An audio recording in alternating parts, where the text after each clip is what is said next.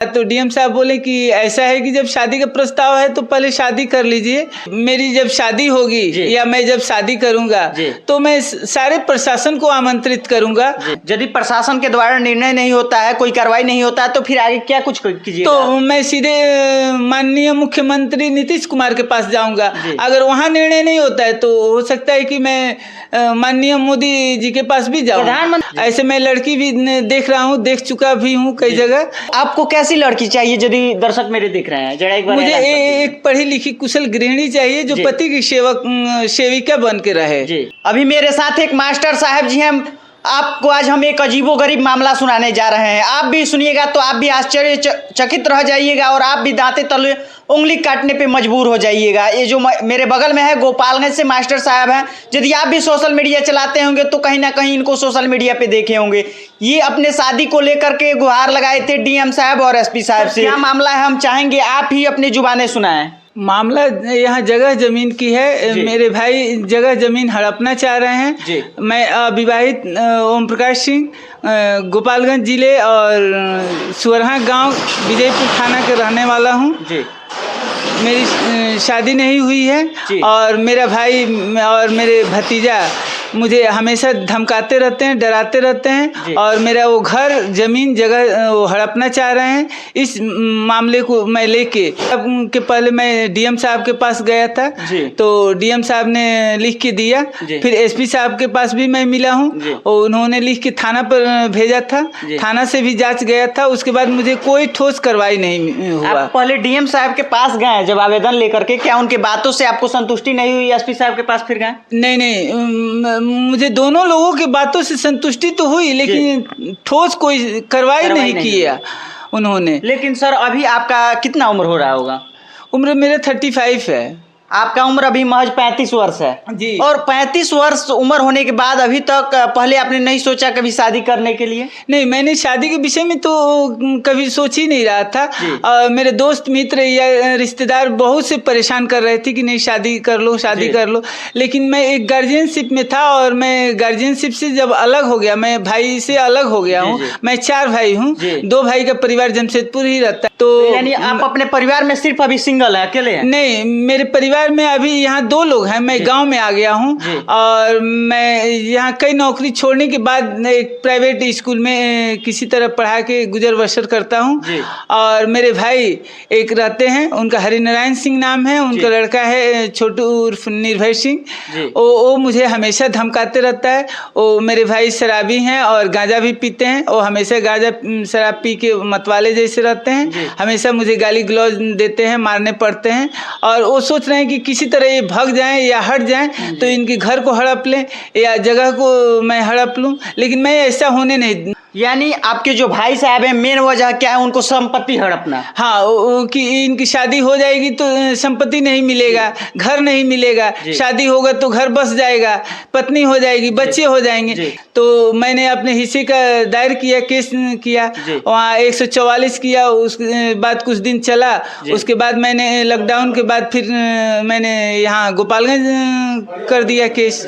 तो हाँ, कोर्ट में होने के बाद मैंने लास्ट में फिर डीएम के पास गया और निर्णय लेने के बाद तो डीएम साहब बोले कि ऐसा है कि जब शादी का प्रस्ताव है तो पहले शादी कर लीजिए और जगह जमीन तो बट ही जाएगा। मैं उसी में उलझा हुआ हूँ। तो शादी पहले लगे अच्छा या जगह जमीन? तो मैं सोच रहा हूँ कि जगह जमीन की पहले फैसला हो जाए। शादी तो मिनटों की खेल है। मान लीजिए आप चाहते हैं कि पहले जमीन का बंटवारा हो जाए। अभी आपका जमीन का बंटवारा नहीं हुआ है और डीएम साहब कह रहे हैं पहले आप शादी कर लीजिए। हाँ, डीएम साहब ने कहा कि नहीं शादी कर लीजिए, जमीन तो बट ही जाएगा। लेकिन मैं सोच रहा हूँ कि दोनों एक ही साथ क्यों नहीं हो जाए, जमीन बढ़ जाए। ऐसे मैं लड़की भी देख रहा हूँ, देख चुका भी हूँ कई जगह। प्रशासन पे आपको भरोसा है? प्रशासन आपका पूरा साथ देगी और आपको न्याय दिलाएगी? हाँ, प्रशासन पर मुझे भरोसा है। लेकिन प्रशासन आज तक कोई अभी वैसे ठोस कार्रवाई नहीं किया उन पर कि मेरे सामान जो लूट ले ये वो लोग या घर तोड़ दिए, क्यों तोड़ दिए उसके लिए उनको दंड। हाँ, घर भी तोड़ दिया गया। उस पर जबरन जबरदस्ती घर बना रहे हैं। अच्छा। अभी मैंने कल जाके थाना से फिर रोक लगवाया है, लेकिन अभी तक उन्होंने भी 1 हफ्ते का समय लिया है कि शनिवार को जनता दरबार लगेगा, उसमें बुलाया जाएगा, उसमें निर्णय कुछ होगा।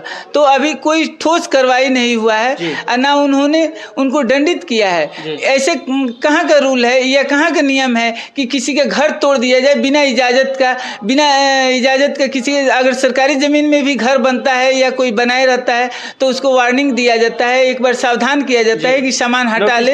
हाँ, नोटिस दिया। इन्होंने कुछ नहीं किया। जल्दी निर्णय हो और इनको जितना कठिन से कठिन हो इनको दंडित किया जाए, क्योंकि अगले बार फिर किसी भाई के साथ कोई ऐसा ना हो कि ऐसा हो और ऐसे कार्रवाई किया जाए। यानी आपका मुख्य मकसद है कि जो आपके साथ जो आपके भाई गलत कर रहे हैं वो दूसरे भाई दूसरे किसी के साथ गलत ना करे। क्योंकि आज के बच्चे कल के भविष्य है। मैं एक शिक्षक होने के नाते एक सही शिक्षा दिया हूँ, तो मेरे साथ जो हुआ वो किसी और बच्चे के साथ ना हो। अगर ऐसा होता है तो अन्याय है। अच्छा सर, एक बात बताइए, इसके पहले आपका कभी शादी लगा था कि नहीं? इसके पहले लगा होगा कि नहीं लगा होगा तो मेरे गार्जियनशिप में थे, तो उनसे क्या लोग बात करते थे नहीं करते थे, मैं या मेरे परिवार के लोग तो उनको लाइक करते ही नहीं है, क्योंकि वो शराबी हैं एक। अच्छा, आप बड़ा आरोप लगा रहे हैं कि वो शराबी हैं, गजेड़ी हैं, लेकिन शराब तो बंद है सर बिहार में, तो फिर ऐसे आप? मैं उत्तर प्रदेश के बॉर्डर पे हूँ। अच्छा। वहीं से वो लाते हैं और पीते हैं। अच्छा। आजकल हाँ, अब बिहार में तो खुल्लम खुल्ला ही बिक ही रहा है आजकल तो। हाँ, होम डिलीवरी हो गया है, ऑनलाइन हो गया है। हाँ। तो इस पर कहाँ रोक है? सरकार भले ही रोक लगा दी है, लेकिन चोरी से तो लोग बेच ही रहे हैं। हाँ। किसी वीडियो में मैंने देखा था कि आपने बोला था कि मेरी जब शादी होगी तो पूरे मीडिया वाले को बुलाएंगे, डीएम साहब और एसपी साहब को, हस्बैंड वाइफ मिठाई भी खिलाएंगे। हाँ, मैंने इसके पहले बोला था कि मेरी जब शादी होगी या मैं जब शादी करूंगा तो मैं सारे प्रशासन को आमंत्रित करूंगा और सारे लोगों को बुलाऊंगा, और मीडिया वाले की उपस्थिति में मेरी शादी होगी और वहाँ मीडिया वाले रहेंगे और सारे चैनल से मैं जोड़ूंगा कि हाँ मैं शादी कर रहा हूँ। क्योंकि मैं जब से मैंने लड़की के लिए हाँ कर दिया है, शादी के लिए हाँ किया है, तब से मेरे दोस्त मित्र इतने खुश हैं, या मेरे रिलेशन के लोग मिठाइयाँ बांट रहे हैं, मिठाइयाँ खिला रहे हैं, मुझे पार्टी दे रहे हैं जगह जगह कि हाँ सर जी ने आज शादी के लिए हाँ कह दिया। क्योंकि इसके पहले तो मैंने हाँ कहा ही नहीं था। तो मेरे भाई हैं और जैसे भी हैं वो भाई कहलाने लायक तो नहीं है, जैसे जैसे वो शब्द कह रहे हैं या जो भी कह रहे हैं, लेकिन थे तो मेरे भाई और हैं भी। लेकिन मैं ये नहीं चाहूँगा कि वो इस तरह के करें, और मेरी ज़मीन मैं प्रशासन से अनुरोध करूँगा कि जल्द से जल्द बंटवारा करवा दे और लिखित के साथ हो, जो भी कार्रवाई हो लिखित के साथ हो। लेकिन जब से आप शादी का ये ऐलान किए हैं तब से काफ़ी लोगों का रिश्ता जब आ रहा है, तो कैसा खुशी हो रहा है?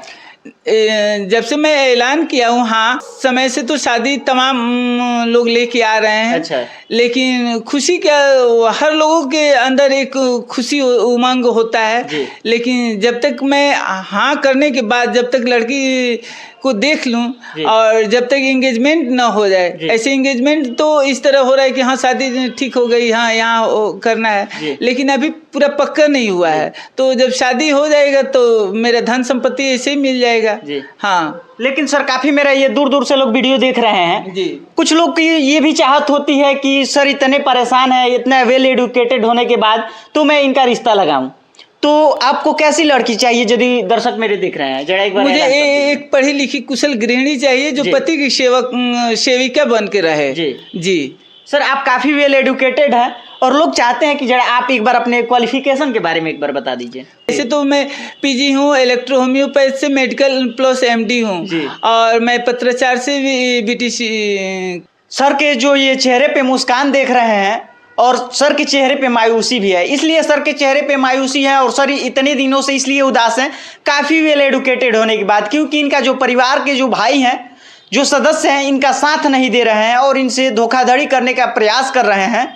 हम आपको स्क्रीन पे जो दिखा रहे हैं, जो ये आवेदन पत्र दिखा रहे हैं, स्क्रीन पे जो चलते हुए देख रहे हैं, ये गुहार लगाए थे डीएम साहब से और एसपी साहब से। जो इनका ज़मीन था, बिना ज़मीन के बंटवारा को इनका भाई इनका साथ छोड़ देते हैं, इनसे अलग हो जाते हैं और इनसे बराबर धोखाधड़ी करने की ये प्रयास कर रहे होते हैं और जान से भी धमकी देने, हाँ, जान से भी मारने का धमकी देते हैं। अक्सर कहते हैं कि इसी घर में काट दिया जाएगा, कोई रहता नहीं, उस घर में बस मैं ही रहता हूँ और एक उनका परिवार रहता है भैया का।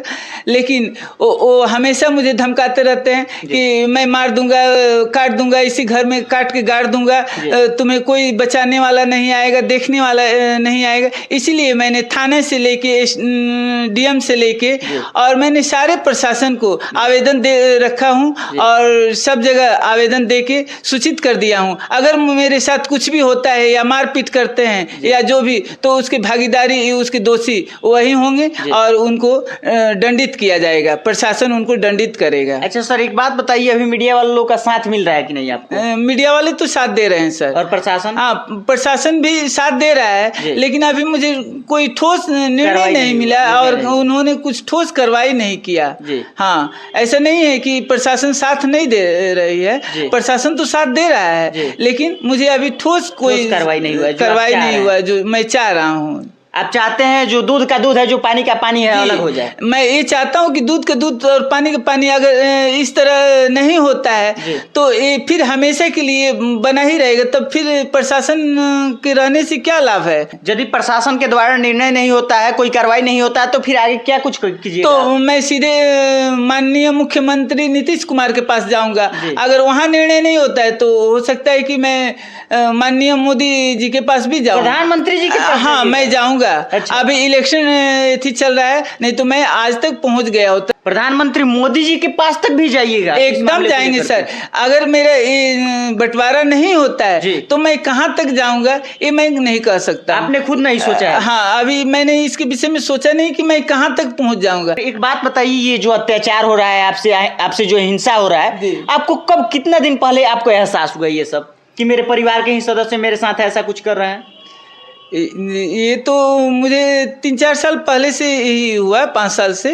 तो ऐसा 3-4 साल पहले आप ऐसा कोई कदम नहीं ठोस उठाए क्या? नहीं, उसके पहले से ही तो केस तो चल ही रहा है। 3-4 साल से तो चल रहा है। अच्छा। उसी में लॉकडाउन लग गया। सर, एसपी साहब क्या कुछ बोले? एसपी साहब तो बहुत अच्छा सजेशन दिया उन्होंने और मेरे बातों से काफी खुश थे और मिलने के बाद वो काफी सलाह अच्छा दिए। कहें कि सर आप जैसे कह रहे हैं मैं लिख के दे रहा हूं, और मेरे सामने उन्होंने तुरंत व्हाट्सएप किया और अपने असिस्टेंट से तुरंत व्हाट्सएप करवाने के बाद फोन करवाया किस थाना से, मैं बोला विजयपुर, तो वहाँ थाना प्रभारी को फोन किया कि हाँ सर, हाँ कि जाइए आपका कार्रवाई हो जाएगा और आपका निर्णय हो जाएगा। शनिवार को दरबार लगता है, जनता दरबार, जिसमें वो बुलाएंगे। सर, सोशल मीडिया पे काफी आपकी चर्चाएं हो रही है, तो क्या आपके भाई के द्वारा, कहीं रिश्तेदारों के द्वारा, कहीं गुंडे मवालियों के द्वारा तो आपको धमकी तो नहीं दिया जा रहा है? धमकी तो दिया जा रहा है, व्यंग शब्द बोला जाता है, व्यंग्यात्मक हमेशा उनका लड़का वो बोलते रहते हैं, उल्टा सीधा बोलते रहते हैं, बोल फेंकते रहते हैं। सर, जमीन के बंटवारे से पहले कोई रिश्ता लेकर के आता है, चाहता है कि जमीन के बंटवारे के पहले आपसे शादी करना, तो आप करना चाहेंगे? एकदम करना चाहेंगे। जमीन से कुछ लेना ही देना नहीं है, शादी से अब तो कुछ लेना ही देना ही नहीं, क्योंकि अब तो मैं एडल्ट हूँ और मैं अपना गार्जियन खुद हूँ। तो मेरे शादी के लिए जो भी लोग आ रहे हैं मुझसे डायरेक्ट बात कर रहे हैं, तो मुझे जगह जमीन से क्या बस, जमीन तो आज नहीं तो कल बंटना ही बंटना है। यानी आपको अब किसी की सलाह की? हाँ, मुझे किसी की सलाह की आवश्यकता नहीं है, ना मुझे किसी की सलाह सुननी है। जो सर है काफी परेशान है, लेकिन वेल एडुकेटेड होने के बाद भी इतनी परेशान है और फिर भी इससे ये लड़ रहे हैं, काफी प्रशासन के पास दौड़ रहे हैं, ये अपना काफी अहम योगदान दे रहे हैं। और इनका साफ तौर पे कहना है, चाहे कुछ भी हो जाए, लड़ाई से हार नहीं मानेंगे, जंग से हार नहीं मानेंगे, जंग जीत करके ही रहेंगे। इन्होंने डीएम साहब से भी गुहार लगाया, उसके बाद इन्होंने एसपी साहब से भी गुहार लगाया। एसपी साहब बोले, डीएम साहब भी बोले कि जल्द आप अपनी पहले शादी कर लीजिए और आपकी जो भी समस्याएं, जो भी आपकी साथ समस्याएं हैं, उसे हम लोग दूर करेंगे और उस पर कठोर हम लोग कार्रवाई करेंगे। बाकी इस वीडियो को देखने के बाद क्या कुछ सोचते हैं, अपनी प्रतिक्रिया कमेंट बॉक्स में जरूर बताइएगा। पूरा वीडियो देखने के लिए बहुत बहुत धन्यवाद।